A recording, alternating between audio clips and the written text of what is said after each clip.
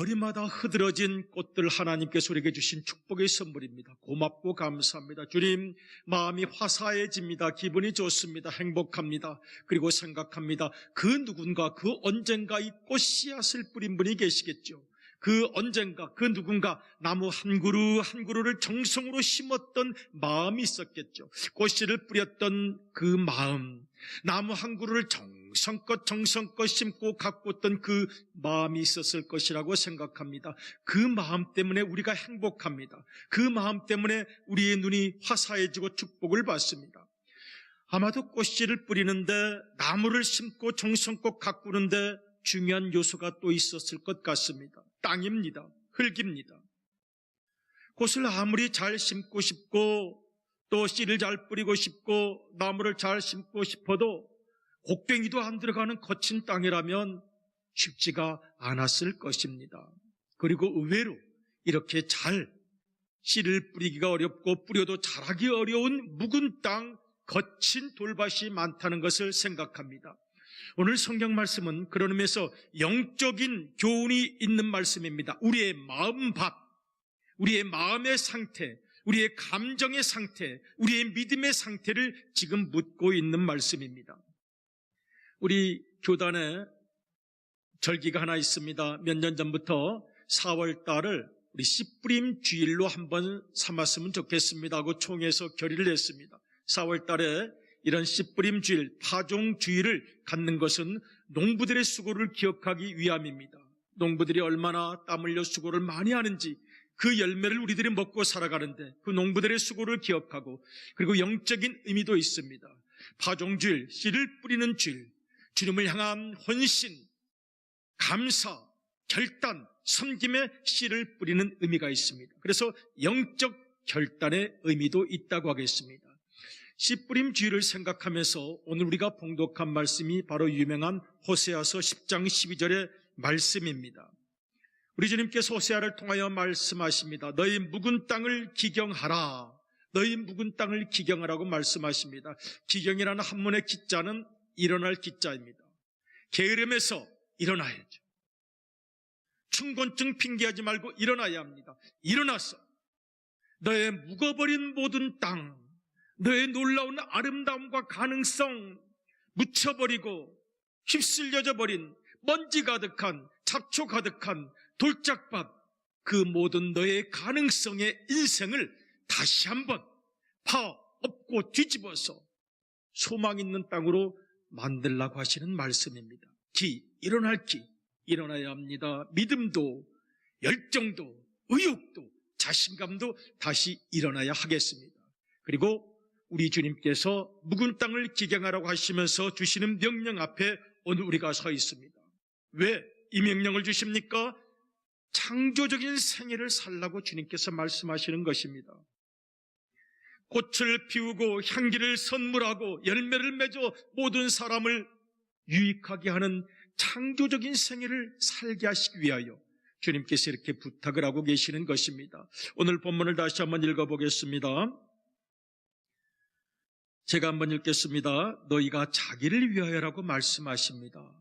우리 주님께서 우리에게 부탁하시는 것은 창조적인 생애, 열매를 맺는 생애, 보람 있는 생애, 답답하는 생애, 존재 이유가 있는 생애가 되게 하려고 하심입니다. 너희가 자기를 위하여, 너희 인생을 위하여 의를 심고 풍요를 거두라고 말씀하십니다.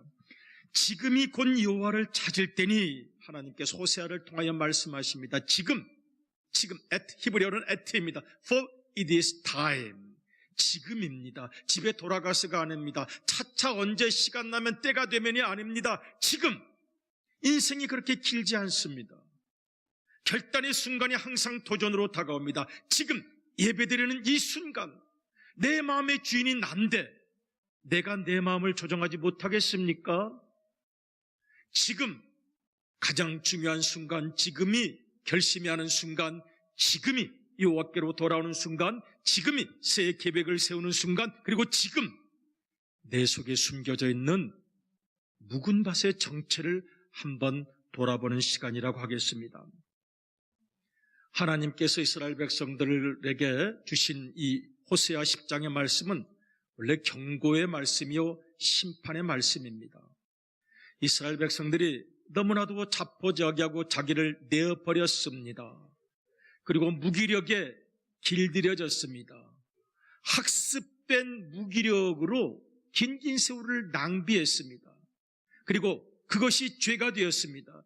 여러분, 하지 않아야 할 것을 하는 것도 죄입니다마는 해야 할 것을 하지 않는 것도 죄가 되었던 것입니다. 자기 인생을 방치했습니다. 내버려 두었습니다. 아무것도 하지 않았습니다. 그 결과 묵은 땅이 되었습니다.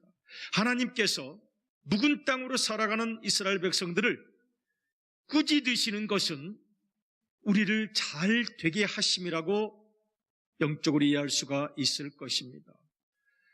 여러분, 생명이라는 표현을 쓰지요. 생명, 이 명은 목숨 명자이기도 합니다마는 명령 명자이기도 합니다.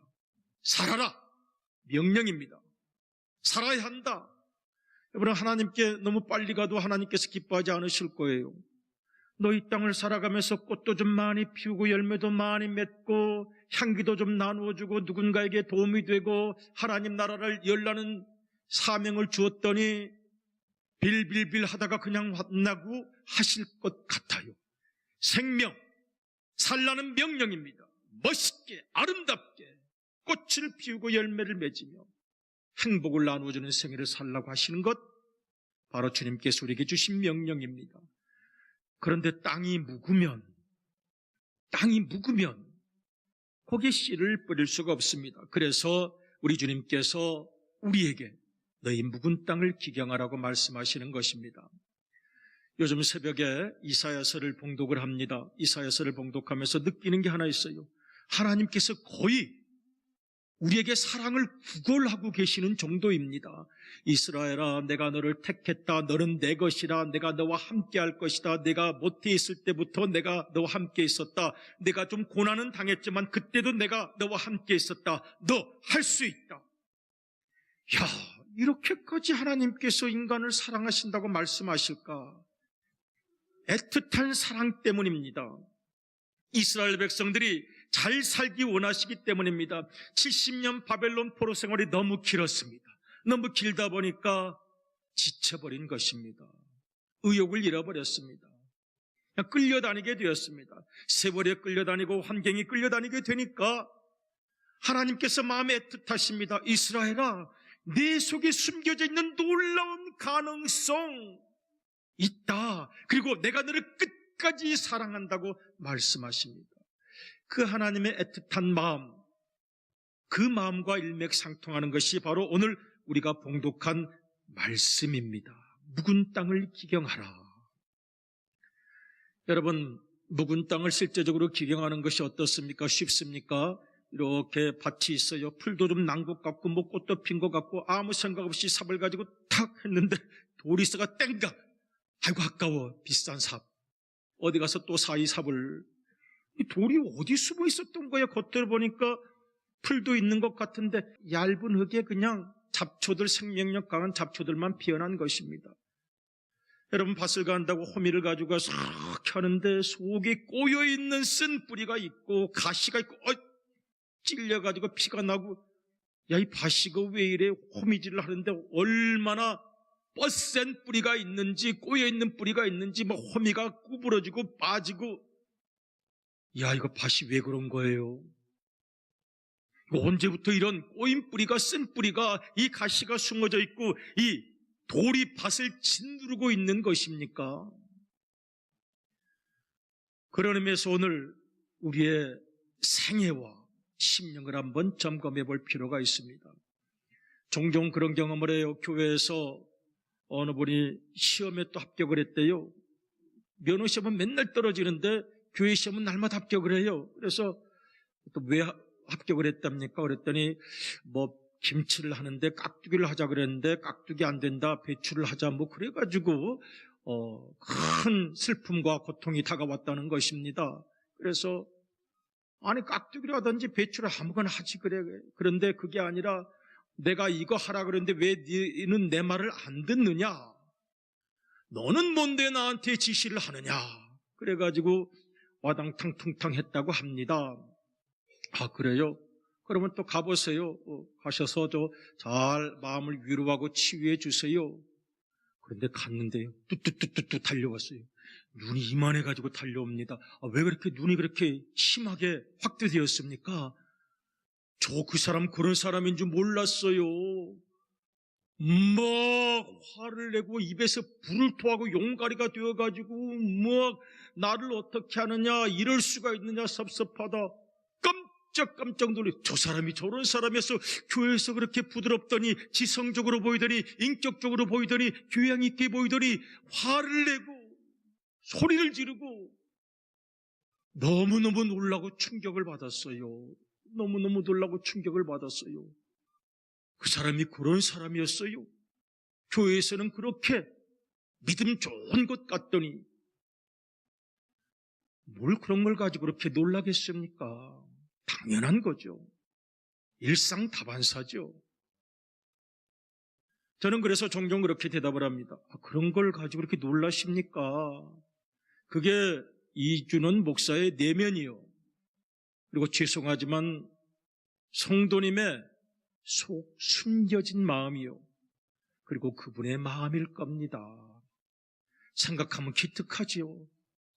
그 마음의 돌짝밭, 그 가시밭, 그거 다 이겨내고 손바닥만한 데서 어떻게 예수님도 믿고 거기다 씨도 뿌리고 꽃도 피우고 열매도 맺고 요만한 땅 가지고 버틴 그 사람이 신기하지 않습니까? 대단한 거지. 대단한 거지. 꼬여있는 마음에, 돌짝밭으로 눌려져 있는 마음에, 그야말로 번질번질 달아버린 마음에, 그래도 어떻게 예수님을 믿어서 그래도 믿음대로 살아보겠다고 웃기도 하고 기도도 하고 꽃도 피고 열매를 맺고 여기까지 온 것을 오히려 기특하게 생각해 주세요. 우리 모두가 그런 기적의 사람들입니다. 말씀드리고 싶어졌어요. 여러분, 예수님께서 4가지 밭을 말씀하셨습니다. 옥토는 워낙 잘 자라는 밭이니까 빼고요. 돌짝밭이 있다고 말씀합니다. 그 돌, 그 짓누르는 돌, 내 속에 숨겨진 어두운 감정의 정체, 내 의욕도 내 자신감도 짓눌러버리는 그 돌덩이, 언제 어디서 생성이 된 것입니까? 가시가 있어서 자기도 괴로워요. 남도 괴롭게 합니다. 그 말이 늘 가시가 있어요. 웃긴다고 하는 말 같은데 비꼬는 말이 되고 비꼬는 공격하는 말이 되고, 저 가시는 어디서 왔을까? 인생 어느 쯤에서 생성이 됐을까? 어디서 상처받아서 저렇게 됐을까? 어디서 꼬여서 저렇게 되었을까? 내면 깊은 곳으로 들어가면 쓴뿌리가 똘똘똘 뭉쳐 있어서 괴로운 인생들도 많습니다. 멀리서 보면 굉장히 괜찮아 보이는데 가까이 가보니까 수많은 사람들이 걸어다니고 또 걸어다녀서 뺀질뺀질한 길가와 같은 밭입니다. 아무리 흙을 뿌려도 그만입니다. 속에 깊이 숨겨져 있는 마음을 꺼내지 않는 심령도 있습니다. 그리고도 신기하죠. 그 손바닥만한 모퉁이 어디에 씨도 뿌리고 열매도 맺고 여기까지 온 것 보면 그게 기적입니다. 그런데 주님께서는 말씀하십니다. 30배, 60배, 100배의 결실을 맺을 수 있는데 그렇게 살지 못한 우리의 심령을 주님께서는 돌이켜보기를 원하고 계시는 것입니다. 제가 가끔 상담을 합니다. 대화를 합니다. 그리고 물어봅니다. 그러면 전혀 엉뚱한 이야기를 하세요. 이게 성장 과정이 참 무서운 거다 생각합니다. 성장 과정에서 있었던 기억이 극복이 안 됩니다. 성격 형성, 언어 형성, 관계 형성, 이거 굉장합니다.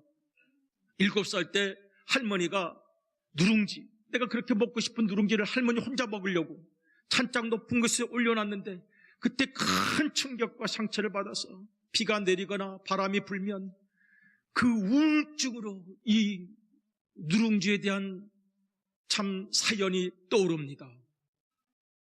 아니, 예수님 믿고 이렇게 행복하게 잘 사는데 웬 누룽지를 갑자기? 아니요, 누룽지 건드리지 마세요. 그 아픈 상처 건드리면 야수로 돌변합니다. 손잡아 싸워도 내가 누룽지를 쟁취하고 말 겁니다. 이야, 이 마음속에 뿌리 박힌 가시가 이거 대단한 겁니다. 대단한 겁니다. 가진 것 없다고, 집안 좋지 않다고 사귀던 남자한테 사귀던 여자한테 차여서 돈으로 복수하겠다고 살다 보니 약간 돈 사람이 되어서 지금 살아갑니다. 여러분, 그럴 수도 있습니다. 살아온 생의 상처와 아픔이 가시가 된 것이라고 하겠습니다. 저는 어렸을 때 제가 그랬다는 게 아닙니다. 이제 제가 들은 이야기입니다. 밥 좀 그만 먹으라고, 왜 밥을 그렇게 많이 먹냐고. 오빠한테 밥 줘야되는데 왜 네가 밥 먹냐고. 그래서 마음에 상처 달랠 길 없어. 지금도 비에 젖어 흐느낍니다. 아니, 그 엄마는 또 왜 그런 거야. 밥 좀, 오빠한테만 왜 밥을 준 거야. 그 딸한테도 밥을 주지. 그래 물어보니까 그때 엄마도 밥을 못 먹었대야. 오빠한테 주느라고. 그래서 얼마나 덕을 받는지는 모르겠지만 엄마도 못 먹었다니 좀 이해해 주면 되지 뭘 그래요. 저는 어렸을 때 너무 미움을 많이 받고요. 사람들이 나를 너무 싫어하고요. 나를 너무 구박하고요. 왜요? 못생겼다고 그랬어요. 어떤 놈이 못생겼다고 그랬어요. 그냥 이걸 그냥 하나님 보시기에 다 아름다운데. 여러분 아멘이십니까? 아주 제가 우리 주님의 마음을 좀 가졌어요. 저는 제가 보기엔 너무너무 잘생기시고 멋있는 거에 오래 보면 아름답고요. 가까이 보면 너무너무 훌륭하셔. 영이 보이니까요. 진심입니다. 하나님께서 우리를 이렇게 귀하고 소중하게 생각하십니다. 어떤 녀석이 그냥 못생겼다고 그래. 그냥 이걸 그냥 주님께서 우리를 소중하게 생각하십니다. 살아가는 날 동안 눌리기도 하시고, 살아가는 날 동안 고독도 이겨내시고, 살아가는 날 동안 아픔도 이겨내시고, 살아가는 동안 여러 비난을 받고 미워하는 이야기들도 많이 듣고 견디고 여기까지 오신 우리, 하나님께서 우리의 마음을 기억하시고 위로하시고 축복하실 줄로 믿습니다. 쉽게 살아온 사람들은 아무도 없습니다. 살아가는 날 동안에 다 겪었던 아픔과 고민이 가시가 되어서 우리 속에 남아있는 것입니다. 문제는 이 가시에 끌려다니면 안 된다는 데 있습니다. 우리 주님께서 그래서 우리에게 부탁하시는 것입니다. 옥토가 되라고 말씀하시는 것입니다. 묵은 땅을 기경하라고 말씀하고 계시는 것입니다. 시편 97편 11절을 한번 읽어보도록 하겠습니다. 시편 97편 11절 시작. 의인을 위하여 빛을 뿌리고 마음이 정직한 자를 위하여 기쁨을 뿌리시는도다. 아멘. 마음이 정직한 자를 위하여 기쁨을 뿌려주십니다. 날마다 기쁜 날 누가 만들어갑니까? 누가 갖다가 선물해 줍니까? 아닙니다. 내가 만들어갑니다. 주님의 은혜 가운데 빛을 뿌리셨다고 말씀합니다. 내 마음이 어둡습니다. 내 마음에 우울증이 있습니다. 내 마음에 공황장애가 있습니다. 내 마음이 외롭습니다. 왜 외로우세요? 아니, 저 뺑덕이 엄마는 나보다 더 이쁜 것 같지도 않은데 어떻게 나보다 신랑을 잘 만나가지고 저렇게 잘 살고, 난 어떻게 하다가 팔자가, 무슨 팔자야, 팔자는. 억울합니다. 사람들에게 구박받았습니다. 사람들이 나를 싫어하는 사람이 있었습니다. 나를 비난하는 사람이 있었습니다. 그래서 마음이 어두워졌습니다. 그러나 우리 주님께서 주시는 선물이 있습니다. 의인을 위하여 빛을 뿌리고 마음이 정직한 자를 위하여 기쁨을 뿌려주셨는데, 여러분 이것은 씨앗이잖아요. 아직 씨앗 상태입니다. 빛과 기쁨은 분명히 우리에게 주신 선물인데 아직은 씨앗 상태. 여기에 어떤 응답이 필요합니까? 나의 응답이 필요합니다. 주님, 한번 잘 가꾸어 내보겠습니다. 주님, 한번 잘 가꾸어 내보겠습니다. 내 속에 빛을 뿌려주셨다고 말씀하셨으니, 내 속에 기쁨을 뿌려주셨다고 말씀을 하셨으니 제가 한번 잘 가꾸어 보겠습니다. 기도하시면 우리 주님께서 우리를 도우실 줄로 믿습니다. 묵은 땅을 기경하라고 하시는 주님의 말씀 앞에서 오늘 우리의 성격과 마음과 기억을 한번 점검해 보았으면 좋겠습니다. 포기하지 마십시오. 아이고, 냅두세요. 나 그냥 지금까지 이렇게 살면서도 여기까지 그냥 대충 잘 살아왔어요. 아니에요. 30배, 60배, 100배의 결실을 맺기 원하시면 한번 점검해 볼 필요가 있습니다. 대단한 건 사실이에요. 놀라운 건 사실이에요. 그래도 한번 점검해 보았으면 좋겠습니다. 성장 과정, 여러분 결핍의식이 있으십니까? 이루지 못한 욕구에 대한 집착 같은 것, 피해의식, 기억, 이거 벗어나셔야 합니다. 여러분 여기에 끌려다니면 미래가 무너집니다. 내 성격, 왜 이렇게 나는 까칠한 성격이 되었을까? 너무나도 공격을 많이 받다 보니까 본능적 공격 본능이 가시로 생성됐을 수 있습니다. 언어 습관입니다. 냉소적이고 비꼬는 말, 깎아내리는 말, 내 마음이 평안하지 않으니, 내 속에 도전적인 마음이 있으니, 부정적인 마음이 있으니 그렇게 되는 경우가 많습니다. 관계 형성도 마찬가지입니다. 어떤 사람이 싫다 밉다 하면 그를 바꾸지를 못합니다. 그 선입견, 난 저 사람 싫어. 왜 싫어요? 좋지요 사람이. 나 저 사람 마음에 안 들어. 왜 마음에 안 드세요? 마음에 좋으시지. 이거를 바꾸지를 못합니다. 그것이 묵은 땅이 되고 나를 괴롭히고 인생을 우울하게 만들 수 있습니다. 언제요? 지금 고치셔야 합니다. 그리고 깊이 마음을 집중해서 돌아보셔야 합니다. 내 사고방식, 내 감정 조절, 길들여져 버린 감정 반응이 있어요. 늘 공격적입니다. 왜? 여러분 생각해 보십시오. 그 주님 기뻐하지 않으십니다. 그리고 다시 뿌려야 할 인생의 목표가 있습니다. 다시 세워야 할 신앙적인 비전이 있습니다. 주님께서는 우리 모두가 창조적으로 살기를, 웃으며 살기를 우리 주님께서 간절히 원하고 계십니다. 종종 생각합니다. 모두가 다 신기해요. 저도 마찬가지고 많은 분들이 저 인생이라는 이 괴물과 싸우다가 생긴 상처가 가시가 되어서 남을 찌르고 나도 괴롭고, 그래도 주님을 모시고 오늘까지 오신 우리 대단하십니다. 이쯤 되면 우리 애기들 용어를 한번 써서 엄지 척 하면서 옆에 있는 분들을 바라보시고 당신 대단하십니다. 또 잘못 당신이라고 그랬다가 당신? 또 이거 잡아버리면 곤란합니다. 그러니까 당신은 여기에서 존경한다는 뜻입니다. 여러분 정말 대단하십니다.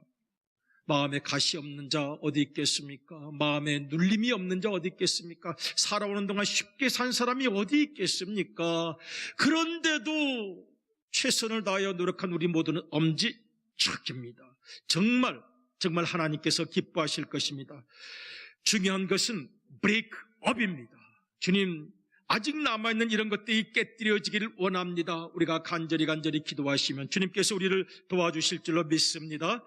저는 가끔 생각합니다. 주님, 이게 알면서도 안 됩니다. 그러면 주님께 간구해야죠. 주님의 권능은 한없이 크오니 돌 같은 내 마음 곧 녹여주소서. 주의 은혜로.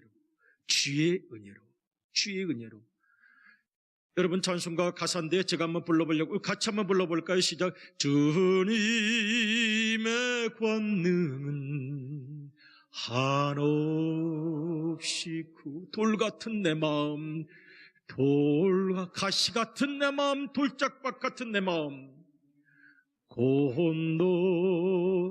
다시 한번 주님의 권능은